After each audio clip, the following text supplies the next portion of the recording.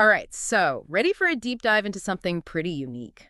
We're cracking open the Spanda Karikas with the Vivriti of Ramakantha, and not just any copy, we're talking a physical book from 1913. Wow, now that's something special. To hold a book like that, it's like a direct link to another time.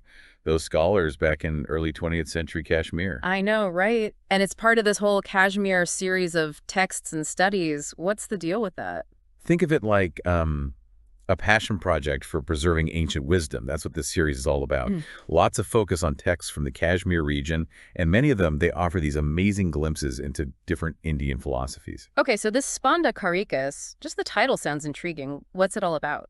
Well, we're talking about a Sanskrit text deeply rooted in the Saivite tradition, Oh. which, for anyone who doesn't know, that's a branch of Hinduism that really reveres Shiva as the supreme deity. It's hard to get into specifics without actually, seeing the content itself. Sure, sure. But give me a taste. What kind of stuff do texts like this usually explore? Think big, profound concepts, the nature of reality, different spiritual practices. You might even find stuff about mystical experiences, all seen through the lens of Saivism, obviously. Wow, talk about uncovering hidden knowledge. And get this edition, it was published under the authority of a Maharaja. Isn't that something? The fact that Major General Maharaja Surpratap Singh Sahib Bahadur, who was the ruler of Jammu and Kashmir back then, was involved, that tells you something. This wasn't just some random text. This thing held weight culturally, maybe even politically. This is already a history lesson, and we haven't even opened the book. Okay, I got to ask about this. The publisher, it says Kashmir Pratap Steam Press. A steam press? That just sounds so old school. Right, it's a fantastic detail. You got to remember, early 1900s, printing technology was still evolving like crazy. Steam-powered presses, those were a big deal. Helped spread knowledge far and wide. It really makes you appreciate the journey these ideas have taken, doesn't it? Speaking of journeys, any idea who this J.C. Glatterjee was, the editor? Tough to say for sure without digging deeper, but to be an editor for a prestigious series like that, he had to be a serious scholar. Probably an expert himself, maybe in Sanskrit, maybe Saivite philosophy, who knows? It's like a historical mystery. Even the language they use in the front matter here, it's so formal, like almost antiquated, even for 1913. It's true. The style back then was definitely more, shall we say, proper, very precise, which I guess can sound a bit stiff to our modern ears.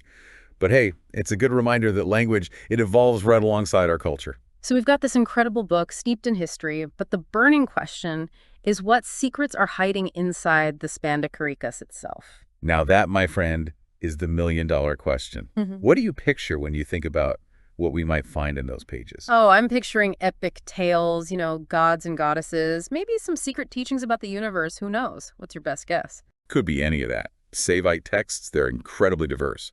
Some are all about cosmology, the origins and nature of reality, that sort of thing. Others, they lay out ethical principles for, living a virtuous life. And then some, they go deep into rituals and practices that are supposed to lead to spiritual liberation. Oh, okay. You've officially piqued my curiosity. There's this other term here, the Vivriti of Ramakantha. What exactly is a Vivriti? That's a great question. Vivriti essentially means commentary or exposition. Yeah. Basically, it's Ramakantha's own take on the Spanda Karikas, his interpretation, his explanation. So it's like having a guide to help us navigate these potentially super complex ideas. Exactly.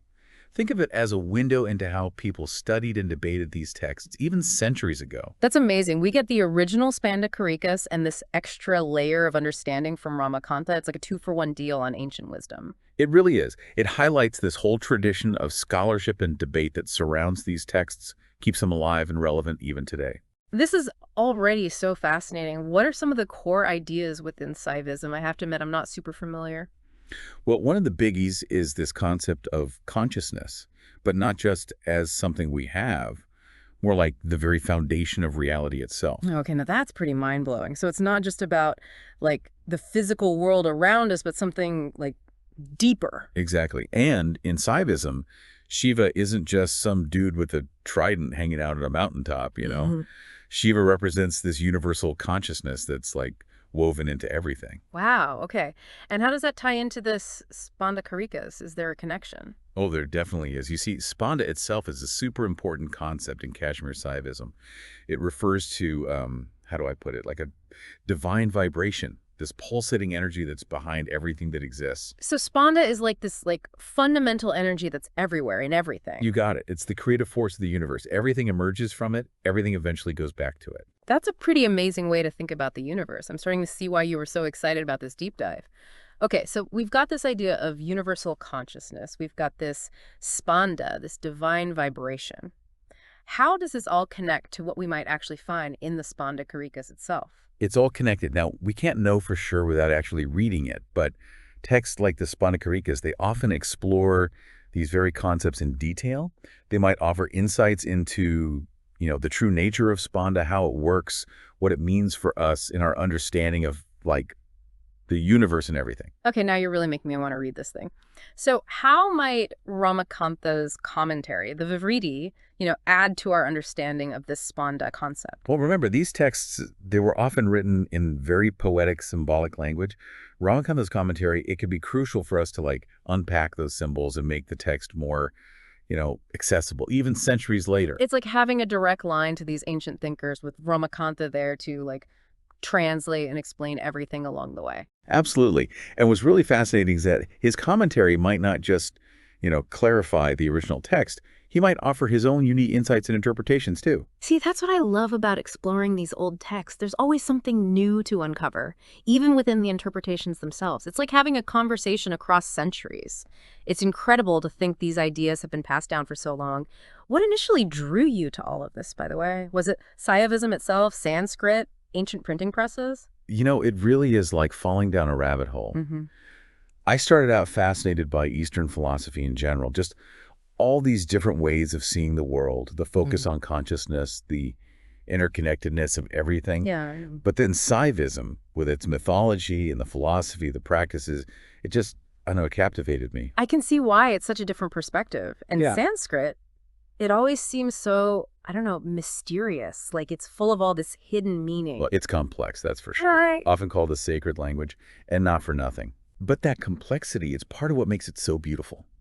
Every word, every syllable can have all these layers of meaning. You're making me want to drop everything and go learn Sanskrit. Anytime. But let's get back to this whole Spanda thing. You said it's kind of a key concept in Kashmir Saivism, right? It's essential. So Spanda is all about this idea of a divine vibration, like this pulsating energy that's behind, that underlies, I guess, everything that exists. Okay. It's a creative force. So everything comes from it, and then eventually everything goes back to it. So everything around us, even us, we're all part of this Spanda, part of this constant, dance of energy. Exactly.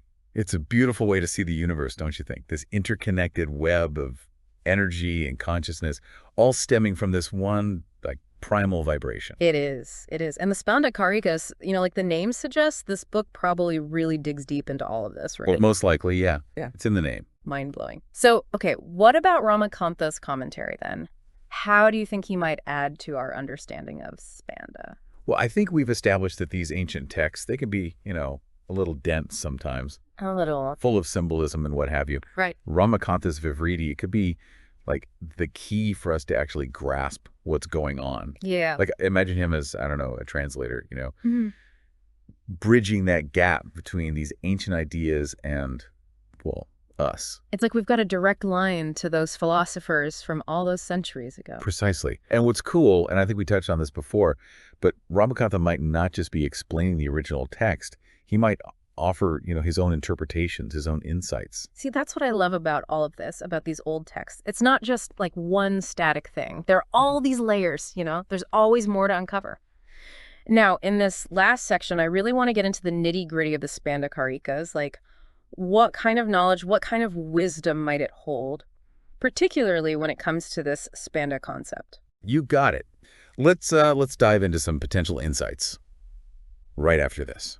All right, so picking up where we left off, I'm still really vibing with this whole Spanda thing, this universal vibration. It's a lot to wrap your head around, but it's such a cool concept. It really is. And it's totally central to Kashmir Saivism. The universe, you see, it's not some static, unchanging thing. Right. It's dynamic. It's this constant interplay of energy, consciousness, all flowing from this primal vibration, this Spanda. So how does the Spanda Karikas itself actually explore this concept? What kind of knowledge might it reveal? Well, we can get some clues from other Saivite texts. For example, the Spanda Karikas might like break down how this vibration, this spanda, actually shows up in different parts of reality. The physical world, our thoughts, even our emotions. It Wow. can be like a guide to understanding like the very fabric of, well, everything. Okay, now that's getting seriously deep. It makes you wonder, like, what was the point of writing something like the Spanda Karikas in the first place? Who was the intended audience? That's a great question. Most likely, these teachings, they were meant for spiritual seekers, people looking to experience this spanda directly for themselves, to achieve a higher state of consciousness, that sort of thing. So like a roadmap for like inner transformation. Exactly. So by understanding Spanda, we might gain like a deeper understanding of ourselves and our place in like the grand scheme of things. Absolutely. Imagine like seeing your own life, everything you experience, as part of this universal dance of energy. It can really shift your whole perspective. And in all of this, where does Ramakantha's commentary fit in? How do you think his Vivriti might help us unpack these ideas? Oh, it could be essential. Ramakantha might offer, different interpretations, analogies, maybe even practical exercises to help us grasp these, let's be honest, pretty abstract ideas. Hmm. He might even connect it to other philosophical or spiritual traditions too, which would just, add another layer to everything. It's amazing how like relevant and resonant these ancient teachings can still feel even today after all this time. It really is. It's like this testament to the power of these ideas. They endure. And it speaks to something universal within us, this human desire to understand ourselves, the world, and how we fit into it all. Absolutely. So for our listener out there, the one holding that 1913 copy of the Spanda Karikas with the Vivriti of Ramakantha, what would you say to them as they get ready to, actually crack open this book and dive in? I'd say approach it with a sense of curiosity, Yeah.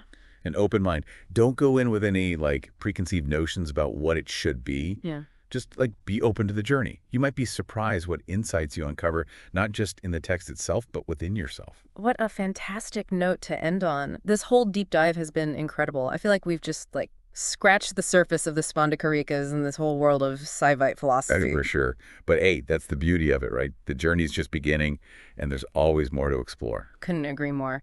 A huge thank you to you. This has been amazing. The pleasure was all mine, truly. And to our listeners, as always, thank you for tuning in to the deep dive. We hope this episode has, piqued your curiosity, given you some food for thought. Until next time, keep asking questions, keep seeking knowledge, and keep diving deep.